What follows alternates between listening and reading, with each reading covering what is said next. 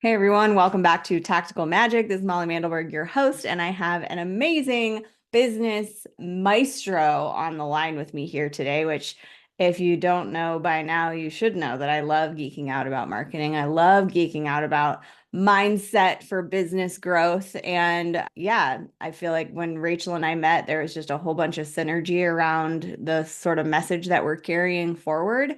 We both really love copywriting and we both love helping people get unstuck when it comes to copywriting, when it comes to sharing their message and reaching their people and making a bigger difference with their magic and their work. So hang tight for the intro and we'll be back in just a sec. It's not just about mastering technology. It's not just about brand or messaging. It's not just about making more money. It's about showing up in a big way so your people can find you.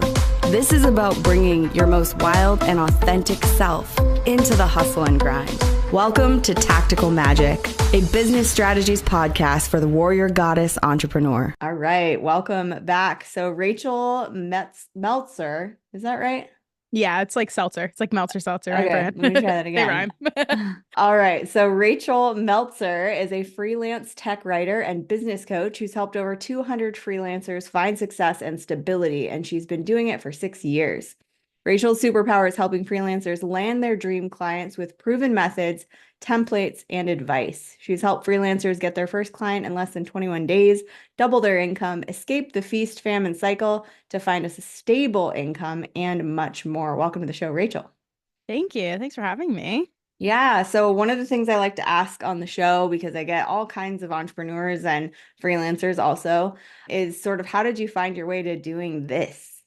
Yeah, I really wanted to live a nomadic lifestyle. So when I decided to make that leap from my career, which before was politics and law, I really, my whole world stopped. I just quit everything, went to work at Starbucks and lived on my parents' couch for a little bit.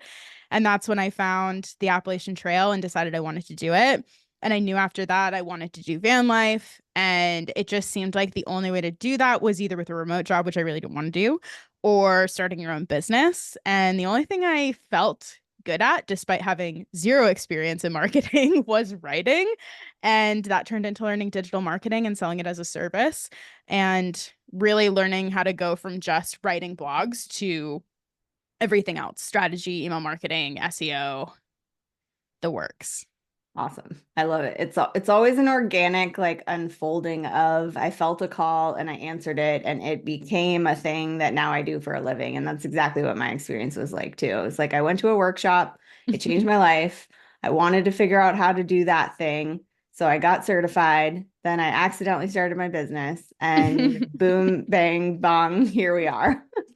I feel like when it's an accident, it's almost more sustainable, even though that seems really counterintuitive. But if it was an accident, it's because it actually was meant to be and you really wanted to, like, it felt good for you to keep doing it, you know? Yeah. Well, and it was an answer to a deeper question I had been asking for like 8 years at that time was how do I keep traveling? Because I sort of did it in reverse. I was already a Mm. nomad, but I was doing it on pennies and just being broke everywhere I went and such a hippie selling my art at music festivals and stuff.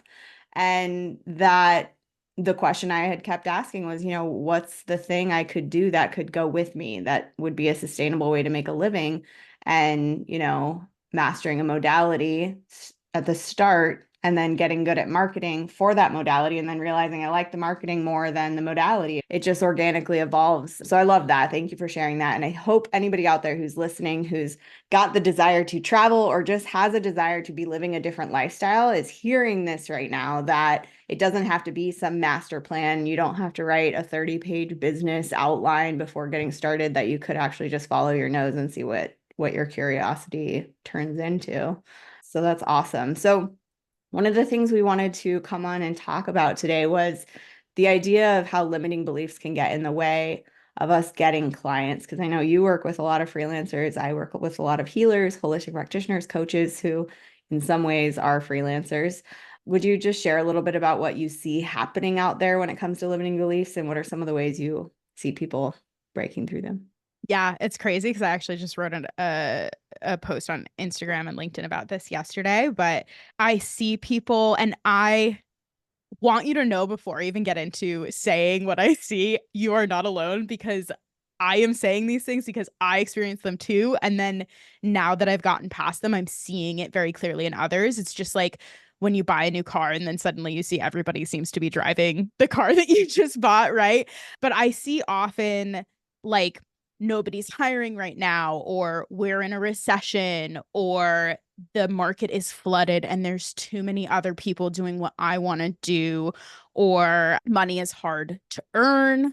These sorts of things that sort of, I mean, at the end of the day, they are limiting beliefs, they're excuses, but they're putting the onus on somebody else so that you can sort of blame somebody or some external factor for why you're not succeeding right now. And I Yeah. think that's common Yeah. among all entrepreneurs, Well, right? We all are scared. yeah, it's common and it's insidious that the thing that happens when we put the attention on something external from us is it deflates our capacity to do anything about it. If it's a Mhm. recession, which maybe it is, and that is the reason why you believe, that's the key word, that you Mhm. believe that no more clients could come to you, or that nobody's going to pay for your services, or that it's not possible right now. You can't do anything about changing the entire recession for this economy. And so, well, I may as well just not try because that's out of my hands. As long as the problem is out of our hands, we're sort of off the hook for making an effort or showing up or doing anything about our business, our lives, our future. Yeah. So that's a really huge pivotal shift, is starting to say, okay, what if it is a recession? Do I want that to impact me in my career? Mhm. And I if think you're a freelancer, you kind of have an edge on, you're not necessarily subject to the same rules as minimum wage, paying your employees, or, stock market. the stock market, the inflation of the price of vegetables. Like the grocery store just kind of has to roll with what they're being charged and what they're able to charge. You're Mhm. not subject to that as a freelancer. So there is a lot more sort of freedom or leeway in making a choice about how you want to subscribe to the notion of what's possible for you. Yeah. I think Yeah. until you start proving to yourself what is actually possible, it's really easy to get trapped in these beliefs, and you cannot know. Like, I had no idea that my standard rate for blogs would be $800 for 1,000 words when I started out 6 years ago. I was charging $99 a blog post, and I was happy with that. I was like excited that someone wanted to pay me to write a blog at all. And there's nothing wrong with me 6 years ago. And there's also nothing wrong with me now. But the possibility that I could be getting paid like $800 to $1,000 for a blog post was unreal to me until I met someone who was actually doing it. And I think it's really important to surround yourself with people who are having the type of mindset or status that you want to have, whether that's through listening to podcasts like this one, or watching YouTube videos, or networking, or just meeting other people. I met this girl. I was renting an office, a co-working space. I met this girl who was working there, and she was charging $1,200 for blog posts to tech companies. And I was writing for a sort of tech adjacent niche. And I was like, well, I could just sort of slowly transform my niche to be more tech oriented rather than ed tech. And so I just slowly started getting more clients. And this is what I call ooching. Every new client I got that was in that new niche, I slowly raised my rates. So I started with $600 a blog, and then $700 for the next client. And then the next client was $8. And then this next client, who happened to be her client because she decided to start a different business, she offboarded them to me, and that one was 1,000. So this ooching made it more comfortable for me to raise my rates without worrying about whether or not I was going to have work, and also gave me the bravery and the proof that I could charge more, but I never would have been charging that much. I still would be charging like $300 or $400 a blog if I didn't have proof that someone else was already doing it or that it was possible. But you can sort of be that proof for yourself. And you can also find people with a similar mindset to foster that within yourself and open your own mind, because you don't have to be the proof, you know? Yeah. Yeah, absolutely. It's looking for evidence that what you desire is possible. And it's sort of like the antidote to looking for evidence that this will never work out and like pulling from all the things we could Yes. blame or put guilt upon of why it's not working. Well, it's And it's so saying, easy. yeah, let me look for evidence Yeah. in this reality that I'm able to scan the entirety of information on the internet right now, the entire world. Where is it working? What is possible? What are some people doing? Like, I'm sure, I mean, I'm a little bit stunned that you just saying you could make $1,000 for writing a blog post. There's somebody out there that's mind is just melting in shock. And that is possible. You know, when I Yeah. started out my business, I was charging 60 to 120 for an hour, but I was giving them the sliding scale because I was so uncomfortable naming a number that I was like, it's 60 to 100, whatever you can do, you choose. It was like this awkward, nobody wants to have that conversation. Just tell me what it costs and I will pay you. Yeah. But yeah, 60. And I did that same exact thing. I'd start getting a yes at $100 an hour, a couple yeses. I was like, okay, it's clearly worth this. I feel comfortable saying that number. I'm going to stair step it up a little bit. It's 150 an hour now, or Hmm. it's Hmm. 200 an hour and stair stepped, up to whatever it goes to. But that comfort level begins to increase because so many people Yes. saying, even just a couple people saying yes to that number, suddenly it's like, okay, like that's normalized now. I know it's worth that. Other people are responding saying it's worth that. They're happy with the results. What else is possible now? I love that. You're sort of like acclimating your nervous system to what you want it to be prepared for Yeah. because And you what you really can't believe is expect it. possible. Yeah, Yeah. it's like if somebody gave you $1 million today, how would you feel? I would feel scared because I have no clue how to manage that. And also, what are the taxes going to be on that? And my mind just starts racing like, oh, I could pay off all my debt. Wait, what's the repercussions of this, and this, right? It turns into all this stuff. But if you slowly work your way up from making $100,000, $200,000, $300,000 each year to $1 million, then you can do it because you're gathering the tools, you're conditioning your nervous system, you're figuring it out slowly, right? Yeah. You can't expect yourself to like jump in a cold plunge pool and not lose your breath, right? Yeah. This is sort of the same thing. Yeah. But I also wanted to say, just like real quick, it is so easy to surround yourself with those people who have those limiting beliefs too. If you go on LinkedIn right now or Reddit and you go to our freelancers, or you just are connected with other freelancers on LinkedIn, or those freelance like job newsletter post gig newsletter. I hate them. I like get why they're there and I find them helpful for new freelancers sometimes. But if you look at those job application type gig newsletter situations for freelancers, the comments are all, it's so hard to get work now. There's hundreds of people commenting on these posts and no one's hiring. And half of these are fake job listings. If you're surrounding yourself with those people, like I literally look at those comments and I feel scared. I feel myself getting freaked out, and it feels almost poisonous to read that feedback of like there are no gigs right now, there's too many freelancers, all these limiting beliefs, right, being said out loud. But you can find just as much proof in the opposite direction and sort of censor yourself. So I've started thinking, for me, not for me. Those comments, those gig newsletters, not for me. They do not make me feel good. They trigger scarcity mindset and they make me believe that I cannot do this.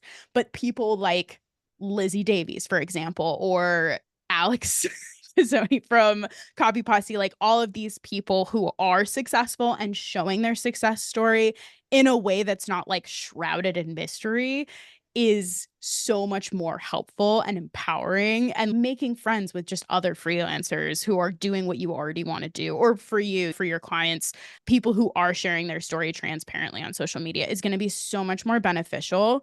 Even though it feels like you can jump into that pot of people who are doom scrolling and feeling the same feelings as you, sometimes you need to get out of it. Just Yeah. like shift your perspective and figure out what is for you and what is going to foster that mindset on social media. Yeah. Absolutely. It's, yeah, cultivating your content consumption really, and Yeah. not only that, but cultivating the conversations you're having with other people around you too. Like I'm not saying cancel your friend group, but I am saying don't share your big dreams with people who are going to squash them, especially when they're not fully formed or alive yet, Mhm.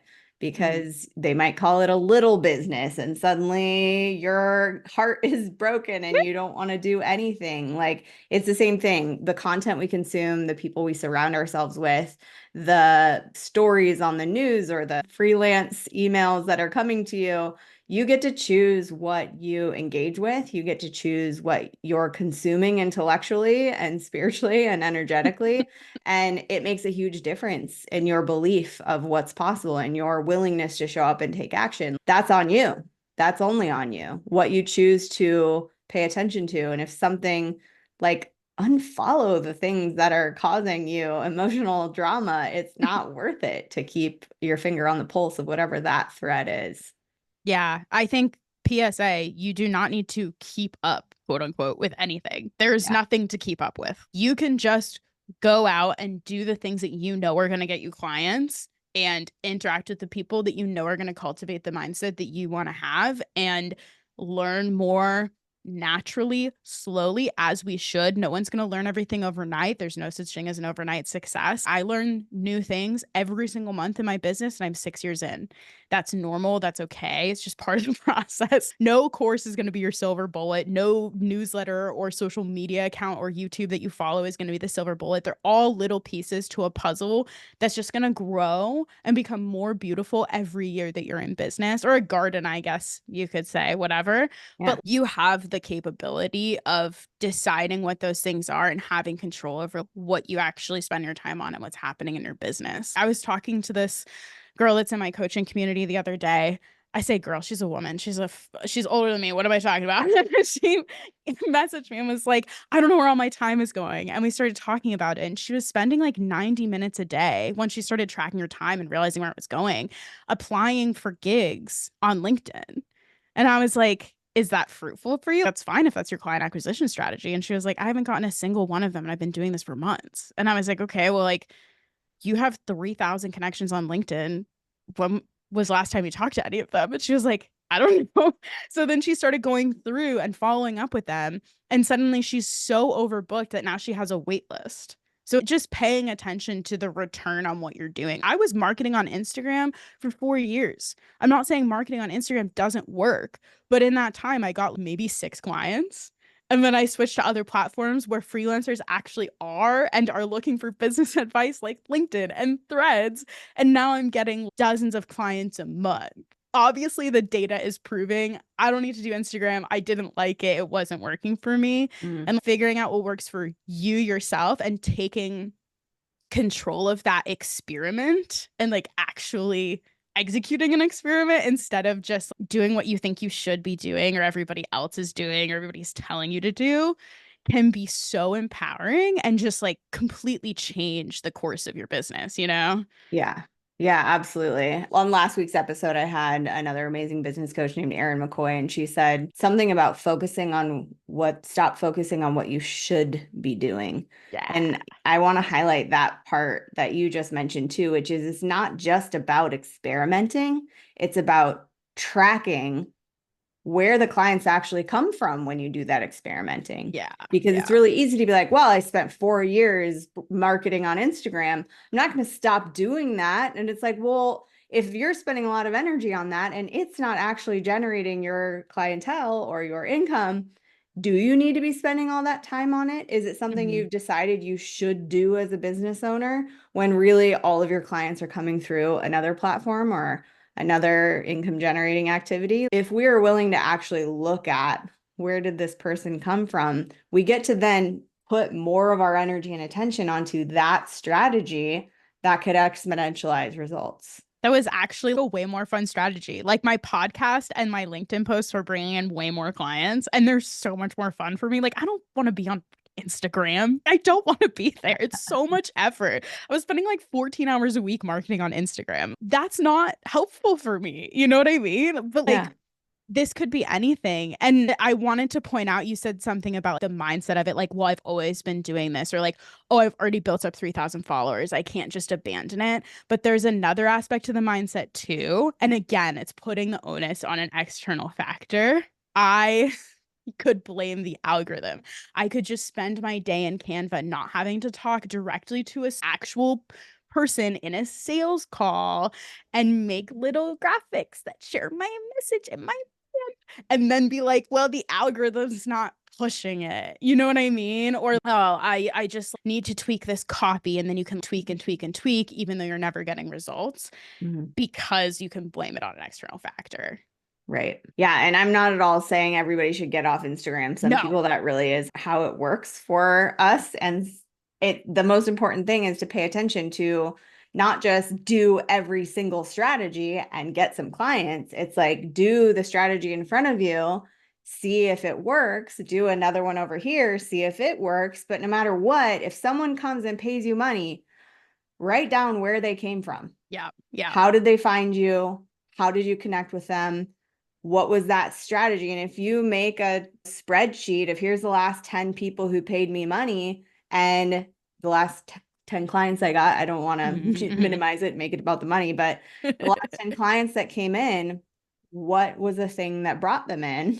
It's Yeah. going to give you a lot of information about where to actually spend your energy when it comes to marketing your business or marketing your freelance offerings. So, Yeah.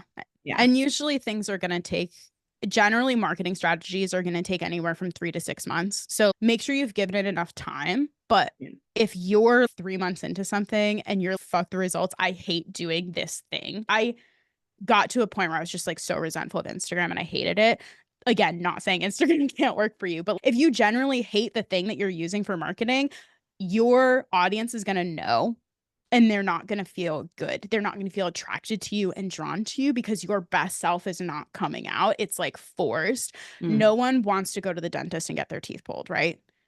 Don't do that to your audience. If Yeah. something doesn't feel good, there are so many ways to market your business. So many. So if whatever you're doing isn't feeling good, like start a new experiment, do something else. That's cool. Like you can do whatever you want. You own this, right? Yeah.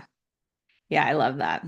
Yeah. And that's another thing that I preach about a lot too, is that the energy is carried through whatever Mm. you're doing. So if you're showing up to the creation plate and you're just in total resistance and like resentment and why the hell should I anyway?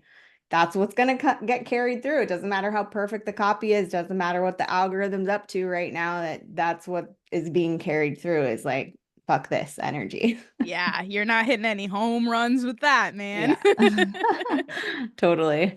So you have a retreat coming up. I just want to say this episode is airing very close to the deadline. So if you're listening to this podcast in real time at the end of August 2024, you may want to tune in to listen to this next part because this retreat is only open for registration until September 1st. Want to tell us a little bit about it? Yeah, totally. I'm really excited about this. We're going to be gathering in the countryside of Quebec, about an hour from Montreal, about an hour from Burlington, Vermont. And we are going to be working on self growth and basically uncovering what you really want to be doing in life and then making a flexible plan to help you get it. We're going to be working on mindset. So if you're a business owner and you're just in a place where you feel stuck or you feel like things aren't working for you or you're doing what you should quote unquote be doing, but you're not happy about doing that thing, then this is the place for you to get vulnerable with 8 other people who are also getting vulnerable and 2 coaches, me and my coach, Marie. I've been working with her for 2 years. She's amazing. And we're there to ask you all the right questions and then teach you the tools to help you solve the problems that arise from those questions. Love that. You also have a group coaching community that is for freelancers. Will you tell us a little bit more about that?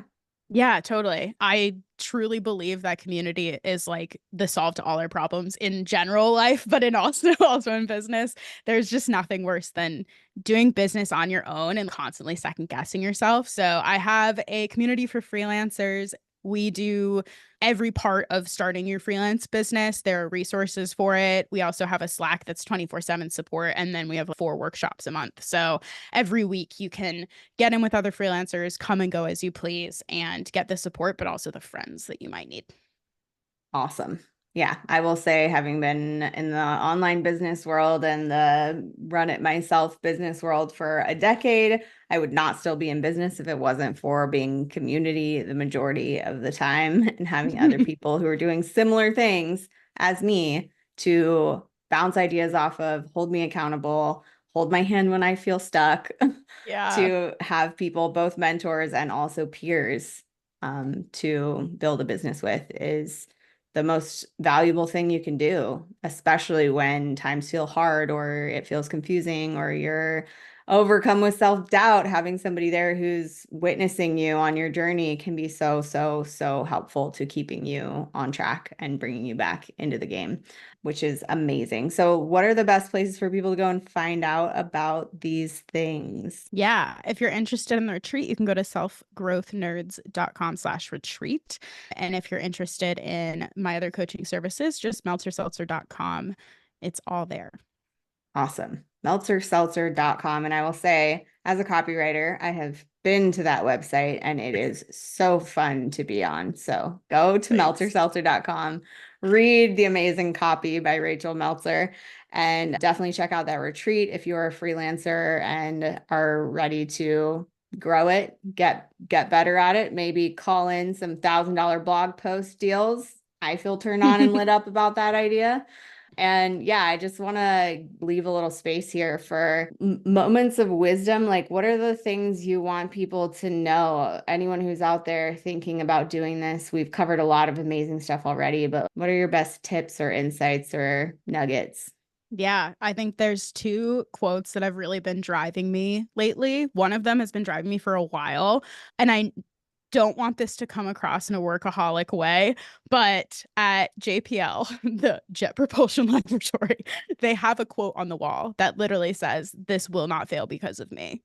And I know that feels like a lot of pressure for some people, but at the end of the day, you have the control to make sure that you don't fail. And I want to say fail as in, like, if you don't want to quit this lifestyle that you're building as a freelancer or as a digital nomad or as an entrepreneur yourself, you don't have to. You can experiment. There is always another way. Always, always, always. Even in a recession, even when the market is flooded, don't let your limiting beliefs stop you. It's okay to take a break and step back, but you can do this. It doesn't matter who you are. I promise you can. So keep going. And the second one is, this man, first of all, does not have anxiety if he is saying this out loud. But I watched the Michael Jordan documentary last week and it's so good. And he said, why am I going to worry about missing a shot I haven't even taken yet? So if you've been thinking about starting and you're like shying away, oh, I can't do it. Oh, I don't know. You never know. You never know. Just take the shot and see what happens. I have been so surprised by some of the shots I've taken in my career. And that quote really just, like, every time I'm hesitating, I keep thinking about that quote because that man was greatness. So we might as well follow in those footsteps. Absolutely. I love that too. And yeah, I never knew, I could have never planned the way it's unfolded, the way it's evolved, the way I've evolved because of showing up for it. And yeah, if we let that analysis paralysis stop us in our tracks, there's so much of you that may be left hidden and unseen and unknown and undiscovered, not to mention the life that you could create if you're willing to take a shot. Yeah. Yeah. You Love that literally so just have much. to try. That's it. You Yeah, don't with the even have to one be thing great. right in front of you. Get Yeah. curious about that one thing. And if this podcast came into your world right now, maybe it was for a reason. So definitely thank you so much for sharing your wisdom, Rachel. Yeah. I'm so excited to chat with you on my podcast too in a couple months. Yay, me too. And thank you everyone out there for listening. If you have a friend who's just been like aching to be a freelancer or who has been maybe considering starting their own thing, forward this along to them. Share the wealth, share the magic, share the wisdom. If it struck any kind of inspirational chord for you, it's very likely they'll be really grateful that you forwarded it on to them. And yeah, once again, thanks for listening. We love podcast listeners. You guys are some of the best people out there because you are, yeah, eager for information and showing up to receive it. So thank you, thank you, thank you. And whatever happens, keep asking big questions and taking bold action because you are here.